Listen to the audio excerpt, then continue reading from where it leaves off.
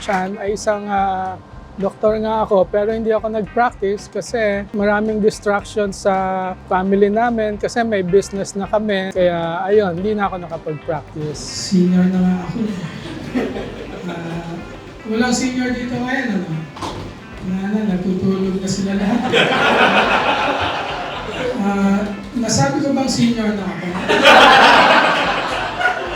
I've been doing this consistently for 7 years pero actually nag-start ako mga more than 10 years ago pero hindi natuloy kasi ayun, nagkakaba. I'm doing this kasi it makes me happy to make people laugh. I enjoy making people laugh. It's a certain high. Sometimes it's an addiction. Totoo nga, hindi ako assertive. Kasi nga, minsan nga may pasyente ako, sabi ko sa kanya, inumin mo to 3 times a day for 7 days, ha?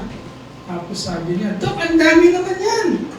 O sige, once a day na lang. Tapos bumalik ka after 2 weeks, ha? Kung gusto mo lang naman.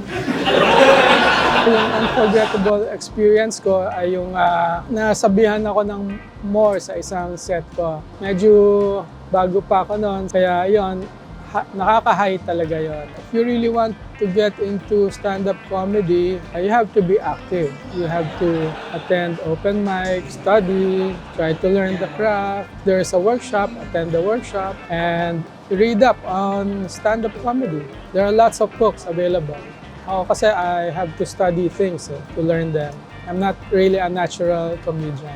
Every week, we have open mics in default in both Makati and Malate. Guys, sana bumalik kayo next week. Andito kami weekly. Balik kayo, load kayo ulit kasi baka hindi nyo na ako abutan. Dito na lang ako guys kasi matutulog na ako. Please follow the Comedy Crew on Facebook and Instagram. Also, please follow my page on Facebook, Doc Ramon Cabo Chan, and on Instagram and on TikTok, it's Doc Ramon Cabo Chan.